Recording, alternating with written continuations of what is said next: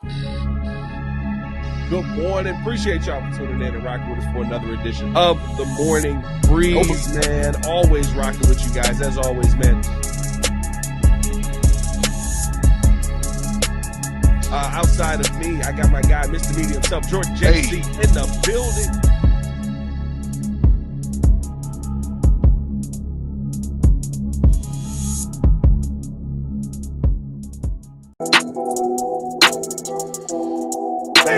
It's so bad, I had to change the mic. The best show for Chicago sports. Oh, God. Yeah. We back, but it's the same goddamn story as every single week.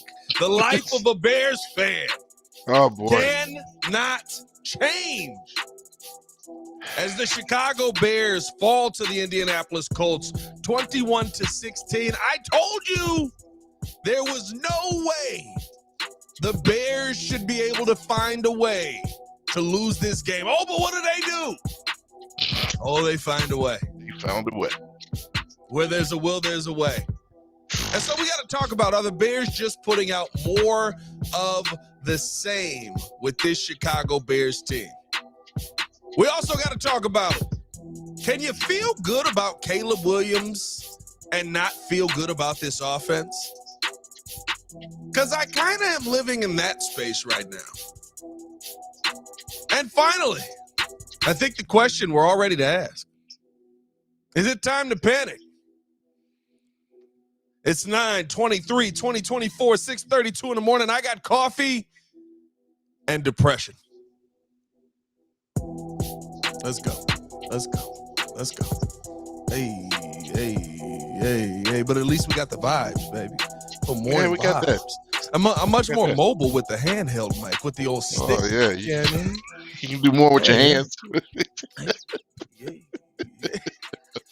God, Jesus. Appreciate y'all tuning in and showing love to another edition of the Windy City Breeze Sports Talk Daily, the Morning Breeze edition. It's your boy Pat the Designer back at it again, joined by Mr. Media himself, Jordan JC.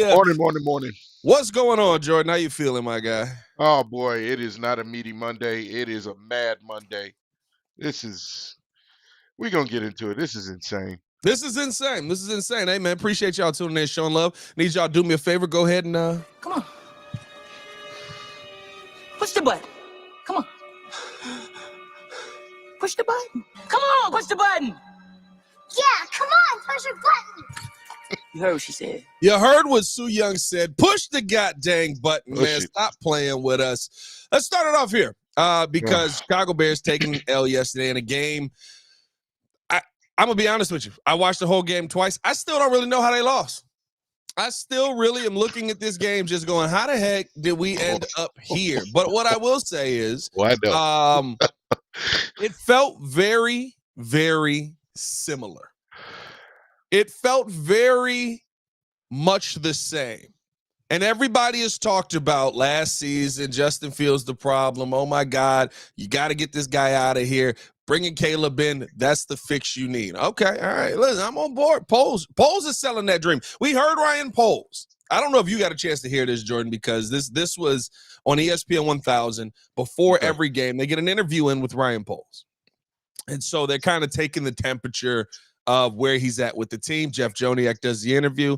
And Ryan Poles talked about how he doesn't believe that the Chicago Bears have a talent issue on the offensive line, but just an execution issue on the offensive line. He doesn't believe that there is a issue with the play caller that is in the building. He doesn't believe that there is issues that the issues that Bears fans see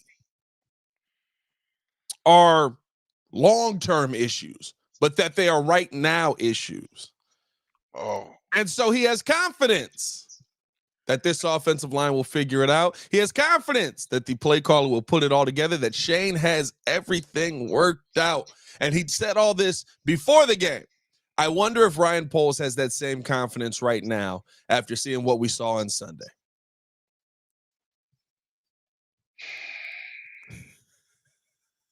That line was atrocious. I don't know what he's not seeing or what he's seeing, but it's clear that he doesn't see what Bears fans see. I like we all have two pairs of eyes, right? I'm not gonna sit up here and sugarcoat today because yesterday was just it was ugly. It was ugly because again, it shows just how much we didn't address the major issue, which is the protection. You put Matt Pryor in there. That was the the exciting move that everybody was looking forward to because Nate Davis is not playing. And you say, okay, well, can he do? Well, he didn't do that much better. There were a lot of times he got exposed very easily and quickly. Braxton Jones, I am. I'm, That's exactly how it looked. Exactly. Took the words right out of my mouth. He's got skates on out there. He's got ice skates on out there. Every time that man gets bull rushed, he goes backsliding every doggone time. Right Oh, he into got Caleb Nike Williams. flops though. He looked like he's got Nike flops. I've never heard such a perfect assessment of it. What in the world are we doing? And you all keep saying, well, not you all, but Ryan Poles is saying, "Oh, Braxton is doing it." Now, don't get me wrong. For what, a 5th round pick? For a 5th round pick, he's overachieved. I've said that many times. He's overachieved. He's done his job, right? Yes. He's done his job. I said it many times. He's peaked. But my God, he's peaked. That's the whole point of why I said he peaked. He can't do any better than what he's done. The man gets exposed every time he goes up against a decent pass rusher. And this time, who was it? It was Kwity Paye. You got Kwity Paye get you sliding backwards into Caleb Williams. Hey, you got James Brown on it. Whoa! But what are we doing? So you know what? Hey, that's again, we have the same issues overall. I'm not going to put a lot of this on Caleb. I'm not putting this game on Caleb. Of course, we look at the stats. We love the numbers. We love the fact that he threw for 363 yards. He had a couple tutties. He bounced back with a good offensive stat line because he initially had no tutties and 2 interceptions. Those interceptions were bad. One of the things that I personally want to see improve from him is his deep ball accuracy. That's something that we knew coming in he had in his arsenal. For whatever reason, he's been overthrowing guys 10 yards, 5 yards. And I don't know if it's just the jitters of the game, the speed of the game, kind of getting acclimated to, kind of knowing where his wide receiver is going to be. But he overthrew Rome a few times. He definitely overthrew or underthrew DJ Moore a few times as well on routes. And so that has to improve. That's where I think Caleb needs to take a step forward. But as far as putting this game on him, no, because what I saw in the later quarters, especially in the 4th quarter, had it not been for that strip sack from Latu, Caleb Williams looked as if he was getting comfortable with knowing how to actually process the game and getting the Bears down the field little by little. It seemed as if he started being okay with just taking the short yardage plays. And then also, hey, by the way, what do you know? We got a tight end in Cole Kmet. Who would have thunk it? 10 receptions for 97 yards. Yeah. Like, there were positives in this game. But again, Shane Waldren, shaky hand Shane Waldren, he's got to do something about his part. Matt, let me see. What are we going to do? Oh, you know what? I know what we're going to do. We're going to run four straight times in the goal at the goal line and then give it to DeAndre Swift on a pass option where all of the Colts are barreling down on him and the offensive linemen are on the ground already. Come on, man. Here's the one thing that I will say, and listen, it's not all. I can't absolve Caleb Williams. Caleb Williams in the first half was horrible. That interception was just bad. That first interception was bad. The second interception, I'll give him some leeway on. I mean, it can't hit Rome no more perfect. Like, it literally hit him in the face, bounced off his face, and got picked up. Yeah, picked off, I should say. But I think here's my issue coming into all of this. Once again, and listen, if you want to feel better about it, we'll talk about that. Can you feel good about Caleb Williams, whatever it is? We're having the same conversations again. And that, to me, is a problem. Caleb Williams is 3 weeks into the season. Caleb Williams has been sacked 13 times. He's been pressured on over 50% of his dropbacks. He is literally One of the most pressured quarterbacks in the NFL. He does not have a center. He does not have a consistent right guard. He is on his third offensive line combination to start the season already. By the way, he went through 11 offensive line combinations in the preseason, and I can't even tell you how many offensive line combinations he went through in training camp. Ladies and gentlemen, I don't know how to tell you this, and I understand the people that, want to say, well, Justin Fields was here and that's over with, and they duck their heads in the sand at the issue. But what most Justin Fields fans were saying, there was some illogical ones out there that was just like, he's the greatest thing ever. I was like, all right, guys, let's breathe. Let's breathe. There was some illogicalness out there. Yeah. Yeah. Just like there was some illogicalness on the Caleb Williams side as well. And I'm not rehashing the argument. What I'm saying is what most people had issue with, why most people wanted the Hall, was because we could see that quarterback play in the NFL is difficult when your center's not good, when your right guard's not good, when your left tackle's inadequate. Hey, JC. Yo. How's our center? Trash. How's our right guard? He doesn't even want to play. How's our left tackle? He got slides on. This isn't a different conversation. Oh, by the way, it's also much more difficult because I do think this. I think that there were good moments for Caleb Williams in this game, like you said. I think that Caleb Williams started to get comfortable. I think that he started to move the football in the right direction, and he started to get himself in a rhythm. But you know what also hurts you when you get in a rhythm? Very similar to what we were having a conversation about last season. You know what that is? A play caller that takes you out of that rhythm. Hey, JC, how's Shane Waldren? Very shaky. Very shaky. Shaky. Literally and physically. Literally and physically. I don't get I got to find out if there's something wrong before I start just clowning that. Yeah. Like, I don't want it to be like, we sitting here joking. It's like, well, actually, I have early onset Parkinson's. Like, okay. All right. Jesus, like, well, Lord have mercy. Man, we got to take a step back here, guys. Give it By the way, grace. over 100 in the chat. Hey. Over 200 in the chat.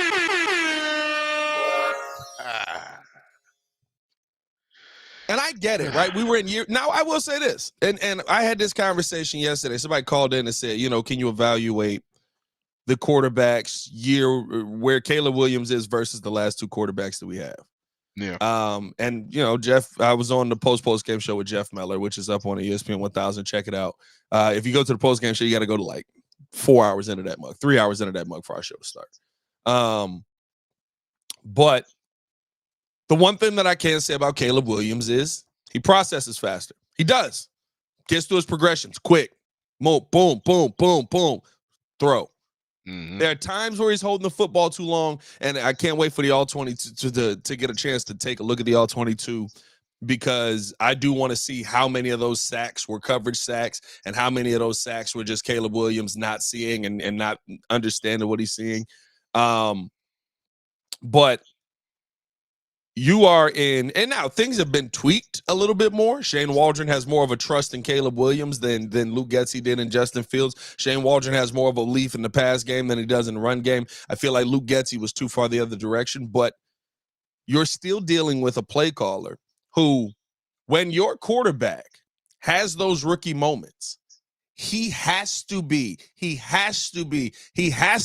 guy that can stabilize things on the field, that can say, you know what, we're going to get you something easy because you just had a rookie moment. That's a tough moment. Yeah. That's not what he did. He didn't put the best personnel out there for the situation. You want to run that Wildcat? I give you the down on the goal line, runs the Wildcat. Right? I'm not a fan of it. No. I'm not sitting here telling you that's what I wanted to see this Bears team do down on the goal line. But runs the Wildcat. I bet. There we go. We're moving in the right direction. Gets 4 yards on that. On the next play, you give the football to Khalil Herbert up the middle, and you have DeAndre Swift. Not DeAndre Swift, DeAndre Carter out left to set the block. I believe that's on Latu Letu. Yes. He gets absolutely eviscerated. What are we doing? Herbert gets wrapped up immediately. You don't score a touchdown. On the next play, You throw I'm trying to find this playlist here because there was one in there that basically went for nothing. I want to say it was just a run up the middle that the Bears just couldn't get into the end zone with. But then on the final play of that, oh yeah, the grand finale. You run a speed option that legitimately all 5 of your offensive linemen fall down on the ground, face down. All 5 of your offensive linemen fall down on. You run a speed option that everybody on your team is face down back up on. Oh, baby. They doing Those are the guys protecting your quarterback. And here's the thing to that. That play may be a play that ends up working. One, I hate that you ran it on the goal line, but that play may be a play that you can end up seeing working, right? But the problem is you have to run plays based on the blockers that you have on the field.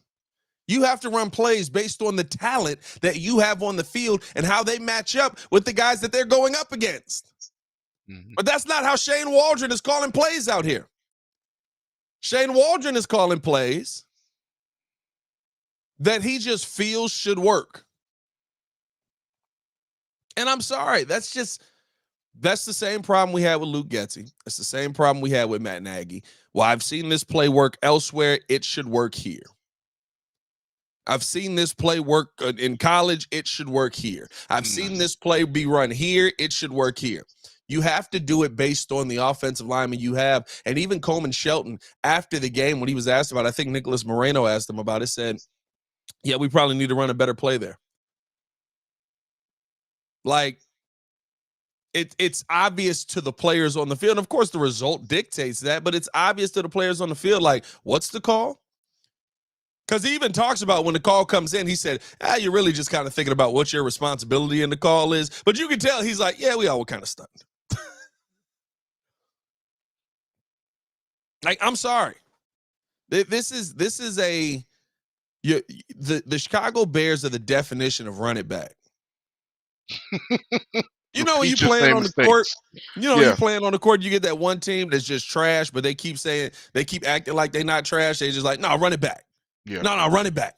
Yeah. No, run it back. And like, dude, get off the court. No. We beat y'all 15-1 3 times in a row. They didn't figure something out. Now, here's my thing, and I'm not going to drill him too much because, DeAndre Swift. Hey, yo. Excuse me. I'm not doing any drilling. I'm sorry. There we go. Yep. That's one for Monday. That was crazy. Oh boy.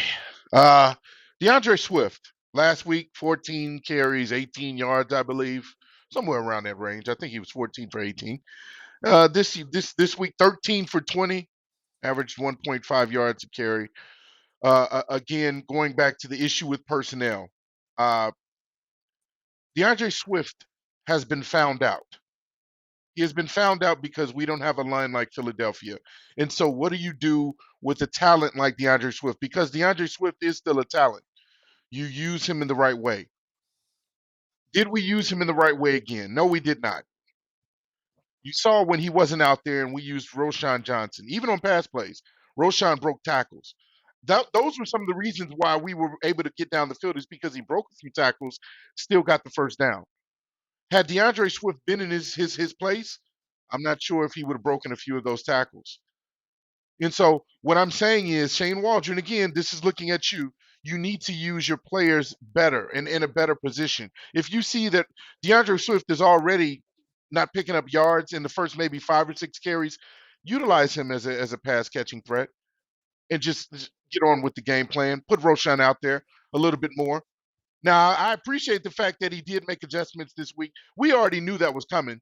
We knew that he had to do something because everybody was clamoring for, hey, you clearly see this is not working right, so start somebody else. I need to see a little bit more from Khalil Herbert, too. If this run game is actually going to get off the ground, I need to see a little bit more from Khalil Herbert as far as carries.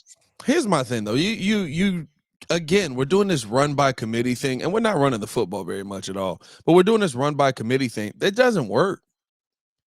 I don't understand why. Like, when are we going to understand that it doesn't work? And really, Khalil Herbert has really kind of been the odd man out. He's really fallen off out of that. But Yeah. to me, like, if I'm being honest, this is you need to understand that you have a 3-down back on your team and use that guy. But the politics of the game won't dictate that, right? Because you paid $8 million to a running back. Hey, JC, $8 million. Look, I'm not going to argue with you anymore. $8 million to a running back. You paid I'm $8 not million arguing. to a running back. The dude that ran the best makes $900,000. We could have seen Khalil Herbert put out better production than this. Like, what do we really do? And here's the biggest problem of it. And this is why I say, are we doing the same things again? This is why I asked this question. Because you're ignoring what needs to be fixed for luxury items. And then you get the luxury item in the house, you're like, oh, this don't look good. This don't look as good as it did in the store. Yeah, no, it doesn't go. You're ignoring the fact that you ain't got no electricity, but you got a 48-inch flat screen on the wall. And I'm saying 48-inch because that's subpar. Just sell for 50 and up. Do better. But like that's what you did. The lights are off. No lights in the house. But we got a flat screen, brand new flat screen TV on the wall. When I turn some lights on, that thing's gonna look good. Now we cooking. You know what I mean? You're going for luxury items. You're paying for running backs, and you ain't got nobody to block for the run. As much as I think that DeAndre Swift is a waste of money, he hasn't played worth the paper his contract is signed on. He has been. I can't even deny that. But I also have to look at that speed option play. What do we expect him to do? A lot of those plays where he's running up the middle. What do we expect him to do? Because he's not a run through the blocker kind of guy, which is why I'm in favor of you playing Roschon Johnson. Everybody's like, well, he don't have breakaway speed. Neither do David Montgomery, but I'd love to have him back here. So what? Oh, my goodness. Because I know he can get to the line. I know Roschon can do it. I saw Roschon do it. Every time they handed Roschon the ball, he was making something happen. Yep. Like you have to, and I'm not saying you go away from your personnel forever. But for this game, and it's a problem that we had with Shane Waldren, that they had with Shane Waldren in Seattle. It's a problem that we're having with him here. The adjustments have to be made. For this game alone, you should have seen what was working and adjusted your game so that you could get the win. We didn't see Roschon Johnson back on the field again until that final touchdown drive to Cole Kmet, in which all of a sudden you had run and pass options. Oh, look at that. It was a Christmas miracle.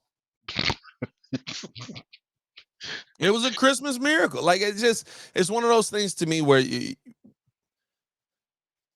while I wanted Justin to be here, I really just wanted to protect the quarterback. Yeah. And my biggest thing was, if Justin sucks next year, or this year where we're at now, Justin sucks. But is our offensive line in place? Are our receivers in place? Because then, guess what I can do? I can say, Justin, you suck.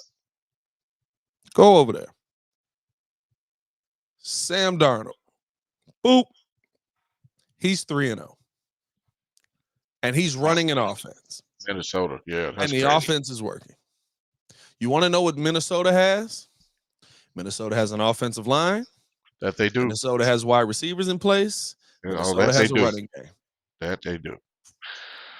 And they got a defense that gets after the ball. And I think that's the biggest issue. Everybody is so focused. Everyone in Chicago is so focused on the quarterback position, just like Ryan Poles was so focused on the quarterback position. And I'm not saying don't go get Caleb Williams. But you have to protect this kid. And you have shown an absolute inability to do anything to help him at all. And because of that, he has been sacked 13 times in 3 games. That is going to start to affect him. I don't know, man. Like I don't have a. Here's the tough part about it too. There isn't a fix for it this season. You don't have somebody in play. Even if you play Karan Amagaji, right? Amagaji, you put him out there left tackle to take over for Braxton Jones, which I doubt is going to happen this year because we love to draft guys that are already banged up. That's a go-to for us. Like, oh, is that guy got a little injury? Got a little problem that he's not going to be starting at the right time? We'll get him. How about you come on down, be a Chicago Bear? We'll take him. Come on down. Yeah, we'll take him. We'll take him. No, you know what I think? Over 300 in the chat. Oh, 300. Oh, got a little scratch on it. No, and that's you made a good point because that was one of the reasons why I think Ryan Poles, in a sense, quote unquote, has to say, we got everything that we need right now as far as with the offensive line. I don't know, again, how you can look at this offensive line and say it's not a talent issue, it's just an execution issue. The talent level on this offensive line is below average. Yeah. As you already mentioned, even though we love the fact that over the offseason, the depth for the offensive line improved, when you get offensive linemen from other teams that are willing to let them go, what does that tell you off rip? That tells you, hey, they were failed projects on their other team, or at the very least, they weren't adequate. So you're giving them an attempt to try it over, do it again.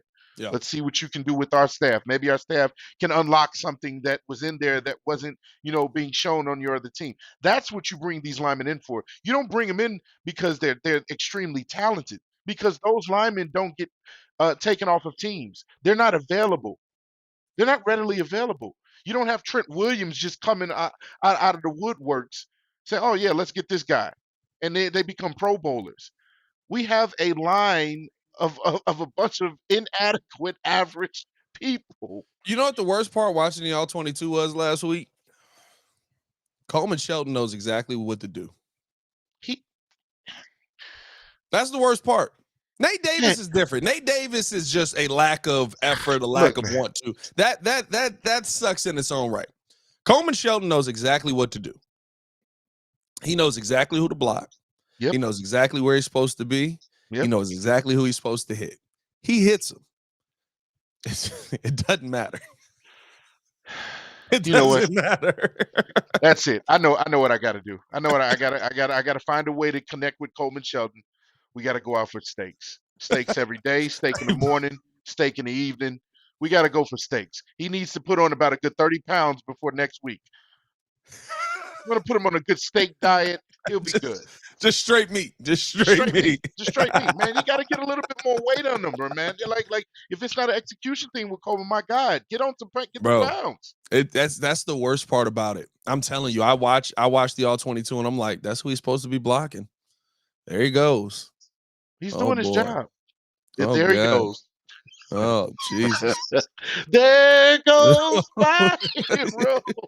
Watch him as he falls. You know what I mean, bro? That's all you can do, bro. You're just watching it from you see like the back angle's like, all right, good engage. Oh God. Nope. Oh no. Yep. There it is. There he goes. Dang it. And there goes Caleb. Bro. It's so bad, and it's something that could have been fixed, or it's something you could take a swing at fixing. Yeah, I'm not sitting here telling you that every offensive lineman, especially with offensive line right now, I'm not telling you that if you draft offensive line that it's going to automatically be fixed. But there's something there. You don't have anything there right now. Hey. And it's literally been, I gave this analogy before. You're not even taking swings at it. At least if you go down strike three and you go down swinging, it's a good pitch. I missed. Dang it, that sucks. I got to be better. There's nothing worse than watching the pitch go by with a runner on third, 2 outs, bottom of the ninth, and you get struck out. That's what it feels like this is. I have to shout out TM, and I don't want to. And it's not you personally, TM, but the fact that you made this point, and it's unfortunate. It makes so much sense. The team up north. Yeah, we got to go to the team up north. That team up north. The culture, the system, You had Malik Willis dead to Hey. rights in Tennessee. That man is thriving as the backup quarterback in that system, and they're doing exactly what they need to do because they're just good at plugging in the next player and continuing to win. We can't do that. That's why when we plug in a new quarterback and then another new quarterback and then another new quarterback, it doesn't work because we've never addressed the trenches properly. That team up north, they've addressed the trenches properly. And so much so that they pissed off their quarterback. They addressed the trenches so much for Aaron Rodgers that he said, "Get me out of here. Y'all don't get me wide receivers," even though they did get him Devontae Adams. Yeah. He addressed the trenches so much that he was like, "Can I get a wide receiver?" That Packers fans were like, "Can I please get a wide receiver?" Yep. And we're mad at old Gutekunst. I wasn't ready for that one. Ain't it Brian Gutekunst? Gutekunst. Yeah. They were mad at him. Why would you do this? This makes no sense. Oh, my God. But when he put his third-year quarterback in there, he looked pretty freaking good. When he put Malik Willis in there, he looks pretty freaking good. Now, I will say this. I think that's more about the coaching hire than anything, but you got to have the players in place. But look, Matt LaFleur, I watched that game yesterday too. Hey, bro, he might be the best coach in football, bro. Oh, don't you say that. Hey, bro, I'm not going to lie to you. Hey, I was watching that yesterday. I was like, you got Malik Willis doing this? Oh, man, my stomach hurts. Oh, God, they did it again. My stomach hurts. Oh. But no, like it's here's my thing at the end of the day. And we got to still talk about the rest of this situation. Got to talk about Caleb Williams specifically, and also got to talk about, is it time to panic? By the way, over 400 in a check. Oh, 400. Oh. We got to take a quick commercial break to get a word from our sponsors in here. But here's what it comes down to me. You've ignored this issue for so long that it absolutely has destroyed all the good grace that you had built up. You ignored the trenches for so long. And we can't act like there's been no good offensive linemen to come out of these last two drafts. It felt like we had one in Darnell Wright until recently. I don't know what the heck's going on now. But you ignored your trenches for so long to get everything else. You built this thing backwards. You don't get to come out and say, Bears fans are panicking after a week. Oh, no. Bears fans were panicking when Justin Fields was the quarterback. Bears fans were panicking, and this is not a Ryan Poles thing, when Mitch was the quarterback. Bears fans were panicking when Jay was the quarterback. We've been panicking on the offensive line. I can't remember the last season I didn't panic about the offensive line. Legitimately, I don't remember the last time I thought that I didn't have to worry about the offensive line. I literally don't remember the year. That's how bad. Somebody was talking about, I seen somebody in the comments says like 2018, that was a good line. Mitch was just terrible. I remember Mitch getting hit a lot. I remember a lot of hits. Now, some of those may have been on Mitch, but I remember a lot of hits for Mitch. Yeah. So it's you can't sit here and tell us it's after one game or it's after two games or it's after three games. You watched this 17 games last season. We're now three games into this season. That's after 20 games, my boy. And you've done nothing. So in my mind, yes, the Chicago Bears have absolutely put Caleb Williams in the same situation that you had Justin Fields in. And now you got to figure out how to develop this kid in that situation. And that absolutely sucks.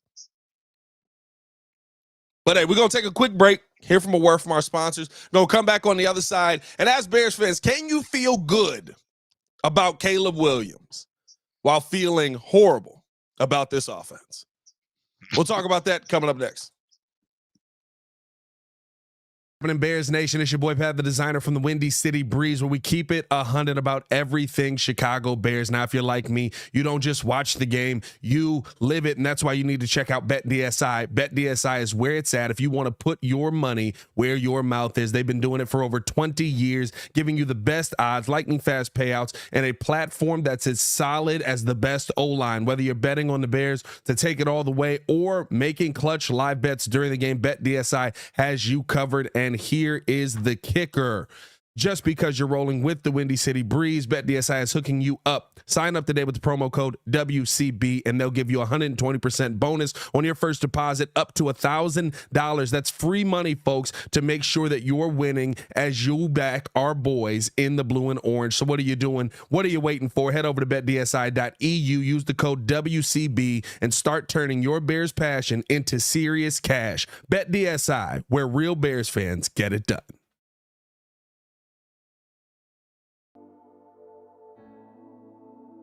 Appreciate you guys for tuning in and watching the show. Today's episode of the podcast is brought to you by Aura. Have you ever done a Google search on your own name? You'd be surprised what pops up. Your full name, email address, home address, health records, your relatives. It's all out there. And that's why I've been using Aura, the sponsor of today's video. Aura shows me which data brokers are selling my information and automatically submits opt-out requests just for me. Cleaning up my information not only helps reduce the amount of spam I get, but it protects me from hackers who could use that information to help them access my social media, bank accounts, and other sensitive information. It's really simple to set up. I don't have to download several apps or go to things like antivirus, VPN, password management, parental controls, identity theft, but you can get all of that in one place with Aura. I get everything at one affordable price as well.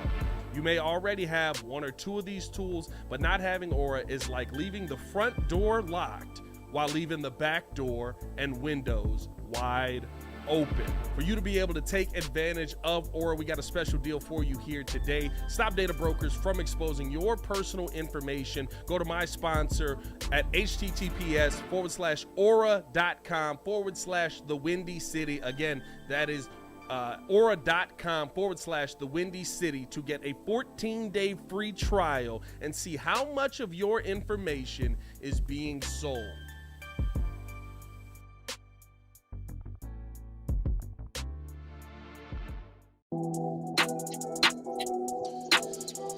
Oh, I needed that Aura music to calm me down a little bit. Yeah, Joel, a little relaxation, right? Real relaxation. Joel came through with that soothing music there.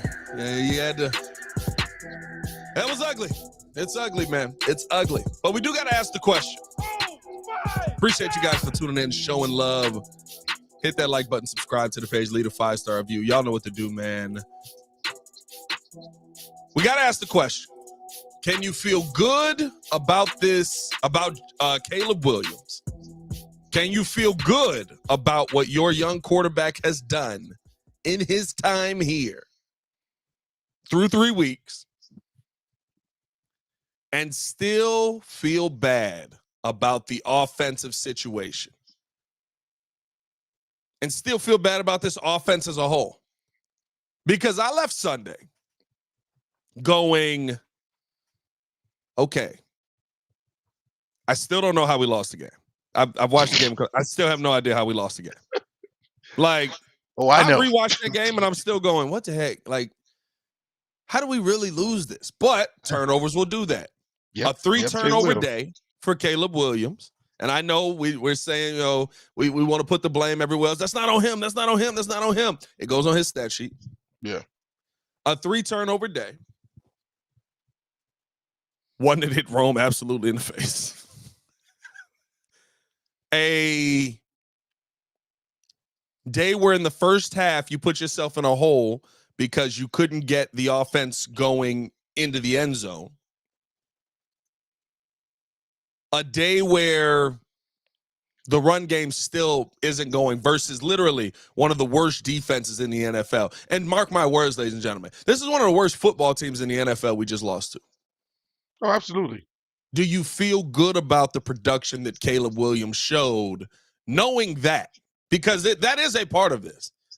This Indianapolis Colts team is not good. We like 396 yards or what 393 yards? 363 passing. I'm sorry, 363 yards. I don't know where I got 93. I thought Caleb Williams had a day. 363 yards, 213 yards in the first half. He was 16 for 27 with an interception. Second half, he was 17 for 25, 150 yards, 2 touchdowns, 1 interception with a 93 quarterback rating. Better second half than the first half. We saw that show out on paper.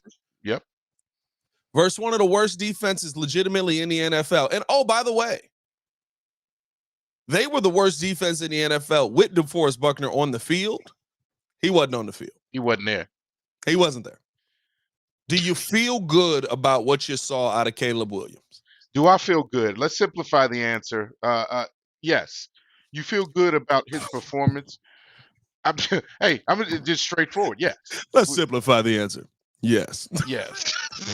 Like, I don't need any more detail. Of course, yeah, you feel good about Caleb Williams' performance individually. You look at the stat line and you can say, oh, wow, that looks better than last week and the week before that. Like, statistically, he's getting better, right? You saw things last week that he improved on. You saw, again, more of the mastery of the play calling and picking up blitzes, him changing and audibling out play calls.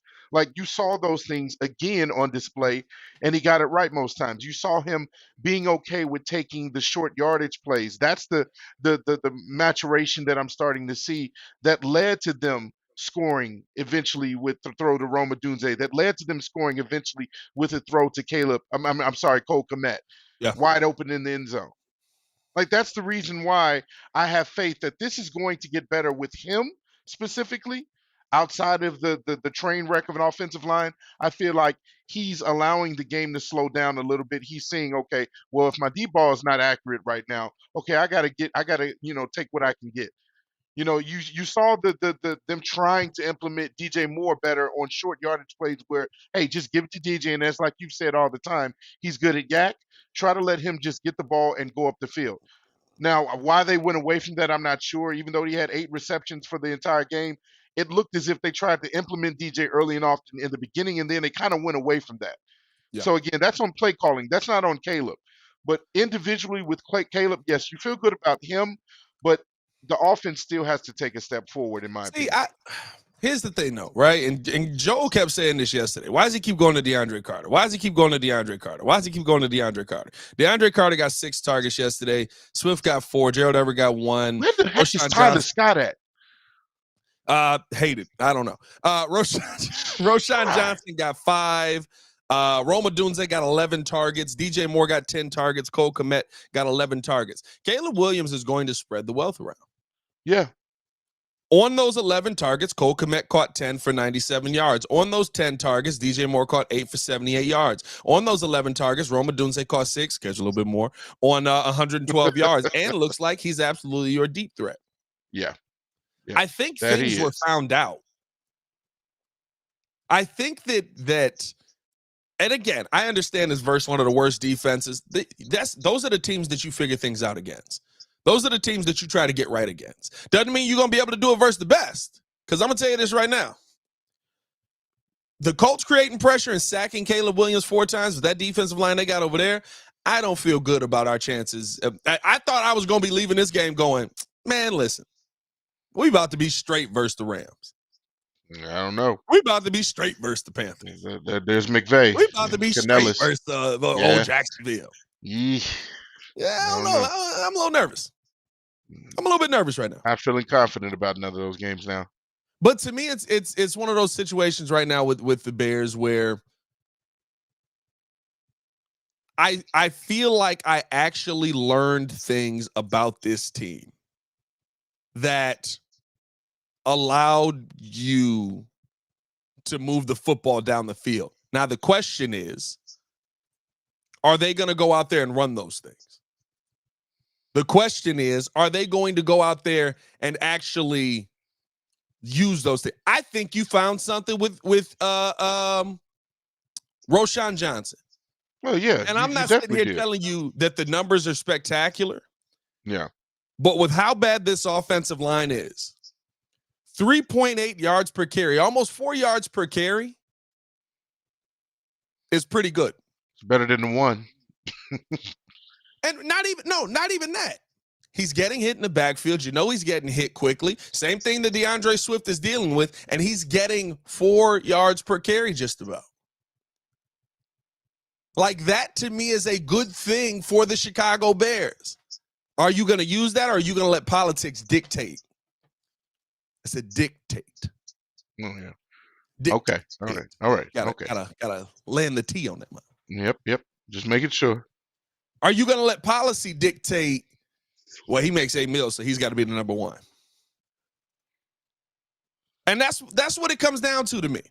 How much of the politics is going to play into this? How much of the politics is going to change how you go about utilizing Caleb or utilizing this offense to the best of its abilities? Because I think there were things that made it easier for Caleb Williams that we got to see in this game that I don't know if we'll get to see in the next game. Well, by extension, that same conversation needs to be had about Nate Davis, because I mean, if the politics are going to be running this, were you more impressed by Matt Pryor's performance over Nate Davis? I am more impressed by Matt Pryor's effort. Here's the problem. Okay. Nate Davis is one of the most talented right guards you're going to get. He just doesn't care. Okay. I'm never going to be more enamored by anybody's talent on this team at right guard, except maybe Tevins if you move him over there. Tevins your best right guard, but you're keeping him on the left side. But except maybe Tevins. Yeah. Okay. Like, that's really all it is. Like, it sucks. But again, that's a Ryan Poles issue. Ryan Poles had faith in a bunch of dudes that ain't worked out. Yeah. Ryan Poles got a lot of misplaced faith out here. Yeah. So now the question is, does the money control the starting lineup? Do you keep starting up DeAndre in Swift? year one? They're so sick of Nate Davis, they're finally ready to say, F it, get him out of here. Yeah. They not sick of DeAndre Swift yet. I'm getting there. I'm tired of the way he's used. I've defended running backs forever against you. You've been off the running back train for probably forever. Probably since Sweetness played. And like, my thing is, well, I wasn't born when Sweetness played, but that was just a joke. I'm listen, just saying, at the like, end of the day, never been on the running back train. Jordan, at the end of the day, how much does he make? How much money does he make? $900,000.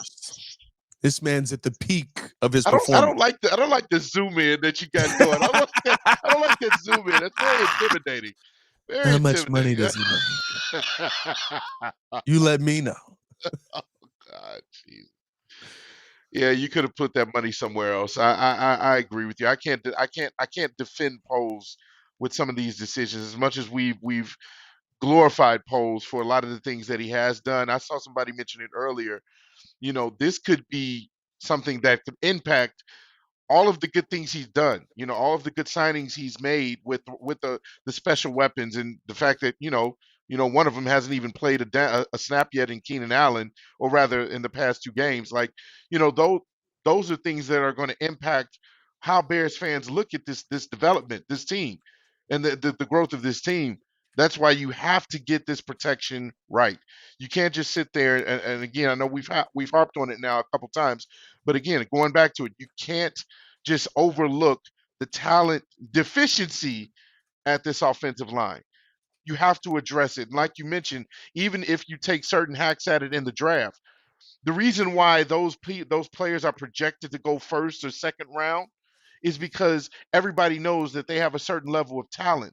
The reason why you have a Braxton Jones going in the 5th round is because, he looks like a developmental piece. He may have something about him that is good, that could make him a good or a viable backup, but he hasn't put it all together.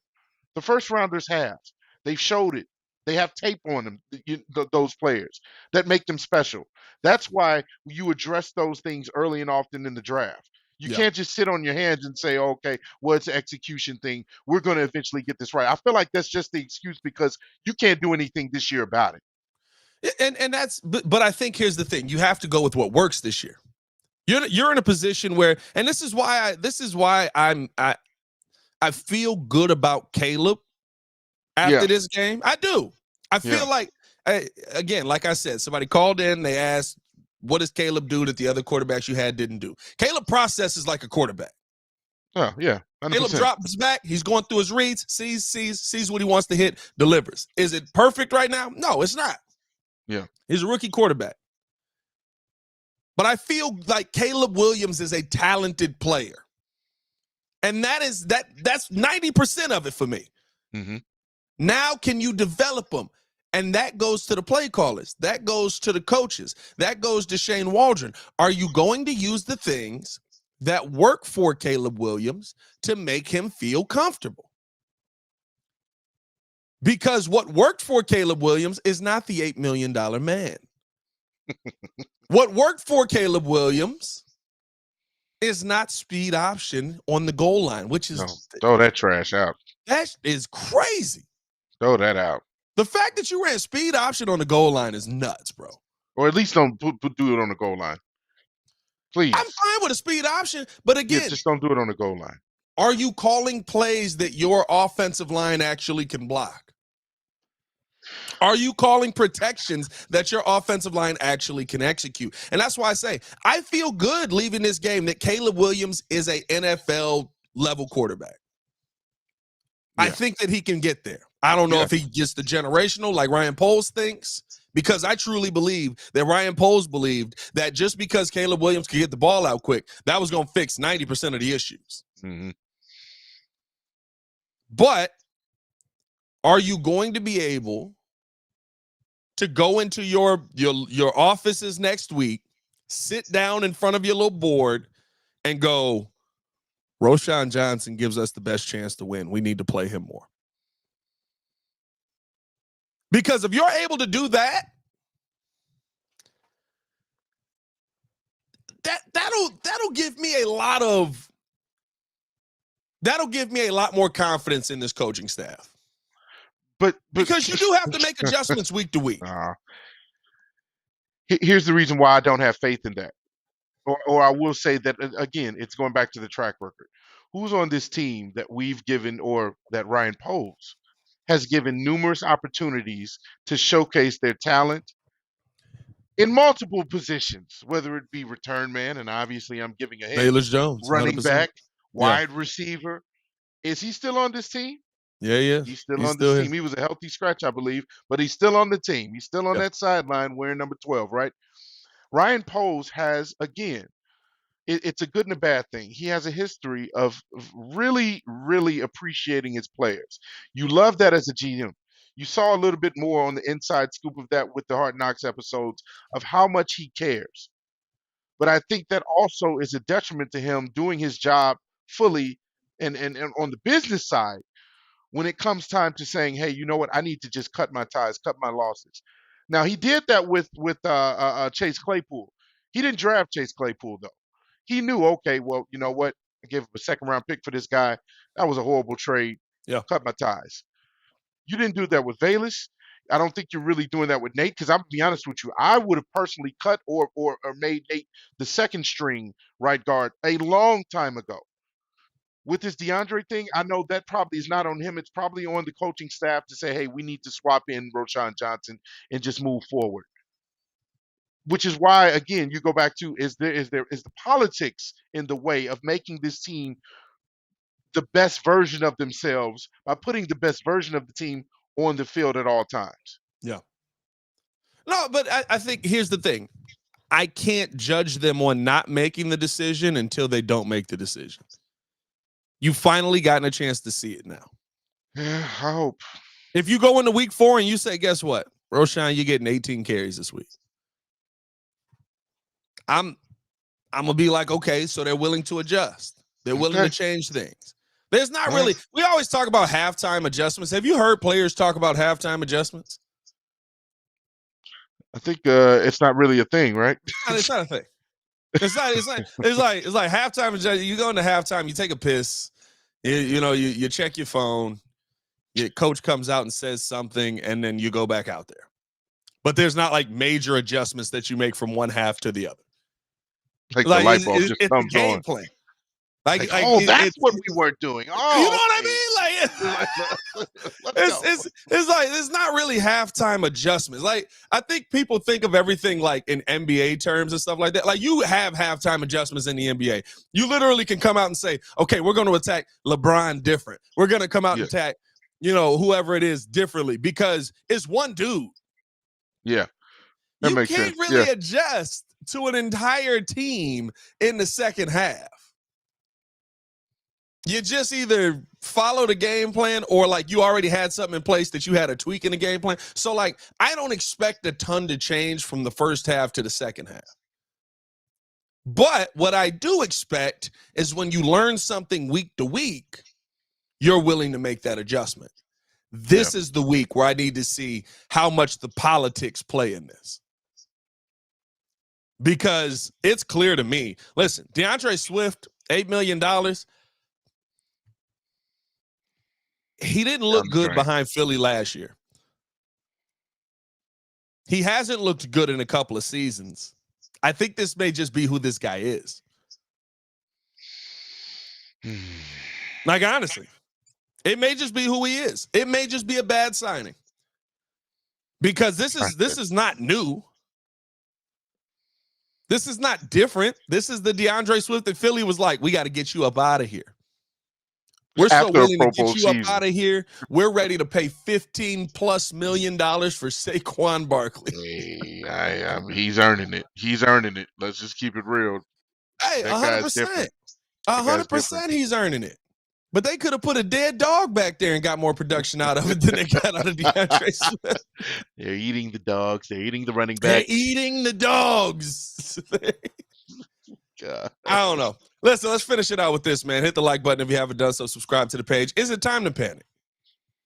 Bears fans are panicking. As you can see in the chat, I'm cracking up at Ebony Sales just showing up in the chat just to see the chaos. He's not even, he's just like, hey, everybody okay? How y'all doing? Oh, there's fires over here. The children are dying. Please. He's just, LOL.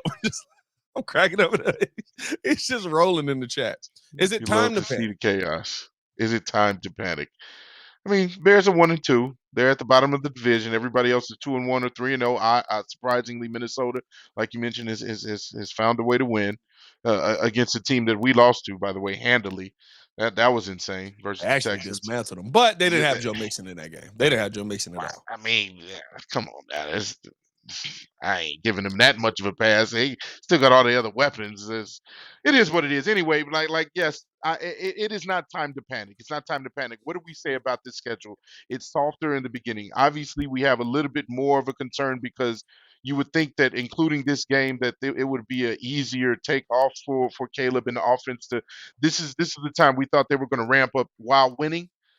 Like we thought, okay, these next 7 games, we could go maybe 6-1, 5-2, where we're already off to an 0-1 start for the next 7 games we had mentioned before. So that my concern is, are we going to see incremental progress from this offense, or is it going to be the same old Shane Waldron show? Which again, I that's the concern that I have. That's really the only concern that I have. The defense has done a great job of holding their own, even though they gave up 20 points over 20 points for the first time. Come on, you got to be kidding me. You know why they gave up 20 points? You know what I mean? Like, listen, they're going to get tired. It's just going to happen. They were gassed. Yeah. They get off the field. Darrell Taylor, the little head nod thing gets him. All of a sudden, you're back on the field. That was crazy. They give up a touchdown. That was crazy. Like, I don't know. Like, that defense, I'll say this. If you can get to the point where your offense is competent this season, if you can build it to that point, you got to do it. You got to start making changes now to do that. If you can get there, this is a Super Bowl caliber defense. Legitimately. This is a Super Bowl caliber defense. The offense isn't. The offense ain't even a 7-game caliber offense. Cereal Bowl offense. God. But I don't know. To me, I'm panicking on certain things. I'm not panicking on everything. I'm panicking on the offensive line because that will not be fixed this season. Yeah. That I guarantee you. Yeah. I'm panicking on Shane Waldren. I'm panicking on the things that we knew last season could be issues this season, and yet we still rolled the dice on them. I'm not panicked on Caleb. I think Caleb, through 3 games, we've seen him continue to be able to build up and get more comfortable in the NFL. Take the turnovers away. Got to get the turnovers off. I'm not panicked on our wide receiving core. Roma Dunze looked pretty good. Catch that football and don't let it bounce into an interception. But outside of that, I'm not panicked on that. I'll be honest with you. I'm not that panicked on Matt Eberflus. No. Because he's got this defense. He's a defensive-minded head coach. Yeah. So I got to judge him on the side of the ball that he's doing, and I got to sit there and look at the coaches that are in place. By the way, the coaches that he didn't pick, I know he's going to get blamed for that, and he probably gets up out of here if Shane Waldron is trash, but he didn't pick the Mugs. Am I a little panicked on Ryan Poe's decision-making? Starting to get a little panicked. A little bit. A little antsy. I don't know if I'm panicked. Antsy's a good word. I'm a little antsy. Yeah. But I just, to me, I'm worried about the things that you should have been worried about last offseason. I'm worried about the things that you should have been concerned about last season when Justin Fields went through them. And you weren't. You just weren't. And that's my problem. Joshua Simmons said, you get paid to be a head coach, Pat, not a DC. What are we doing? Has he been an inefficient head coach this season? I think most of the changes that I needed Matt Eberflus to make, he's made. Now, his offense sucks, but he's not a part of that part, really. Yeah, he's not the play caller. He's not the play caller, I should say. Yeah. He got to fix it. He has to put a fire under them. But if we love Lovie Smith, I can't hate on Matt Eberflus for doing what Matt Eberflus is doing. Exactly. I said, Matt Eberflus, you need to learn from your mistakes. You need to have your guys playing more in training camp. You need to have your guys being more aggressive in practice. You need to have your guys playing in preseason. He's done all that. We're 3 weeks into the season. Lovie Smith is one of our most beloved head coaches here. Now, does he need to win? 100%. He got to start winning. Listen, by the end of the season, if he ain't winning, I don't care how much I like him as a DC. He can pack up his stuff and get the heck out of here too. Yeah. But I can't sit here and just absolutely eviscerate Ryan Poe or Matt Eberflus while still being a huge fan of Lovie Smith. He got to get it right. And if we being real, while still being wrong, has Caleb Williams developed in 3 games? Yeah. So we've got a head coach who's developing a quarterback in a bad situation. I'm just not panicked on it. Yeah. I'm not ready to write everybody off. I'm not panicked on it. I'm panicked on Shane Waldron. Because Shane Waldron doing the same stuff he was doing out in Seattle. I'm panicked on Chris Morgan. You know I'm panicked on him. I'm panicked on Chris Morgan. Get him out of here. Get him out of here. Yeah, I'm panicked on Chris Morgan. That's a whole different thing. But, yeah. And it's not to say I absolve Flus from blame. There's some stuff. Flus with timeouts, that was dumb as heck. Yeah, and we'll talk about that more on the Daily Show tonight. We'll be live again at 6 p.m. tonight. Full crew in there. Me, Jordan JC, of course, Mr. Media himself. C-Dub in the building. P-Kid will be there. Ringo's still down with a little bit of sickness, so he won't be in there. But the super producer Joel Holt in there as well. Yep. I'll be down there with you guys. So we'll all have the full crew in there breaking down this game more in depth. But I don't know, dog. The timeout thing is my biggest gripe with him right now. That was horrible use of timeouts. How do you not know that you're going for 2 there? Yeah. How do you not? I don't understand not going for the onside kick. I don't understand not utilizing your timeouts in the right way at all. His timeout usage in week 3 was horrible. It was bad. And it cost you the game. Bad. Yes, it did. Yeah. It really did. It cost you the game. So I'm not absolving him of anything, but I'm also we not can burning him criticize for that. Yeah. We'll see. Hopefully it gets better. And we can right this ship again. We thought that's what was going to happen this week, but again, you do love to see the progress. I love to see the progress. You can still take certain things out of this game and say, okay, that looked better. That's improving. What's not improving is the major issue. We know that. We've talked about it ad nauseum, and so we'll see how they can address or fix it or mask that issue. Yeah. We'll see. We'll see what ends up happening, man. Appreciate you guys for tuning in, showing love. Hit that like button, subscribe to the page, leave a 5-star review. Y'all know what to do. Like I said, we'll be back at 6 tonight, so stay tapped in with us. Appreciate you guys for tuning in and showing love. For Mr. Media himself, Jordan JC, it's your boy Pat the Designer back at it again. Y'all stay safe out there, Chicago. Bread down. One love. Peace.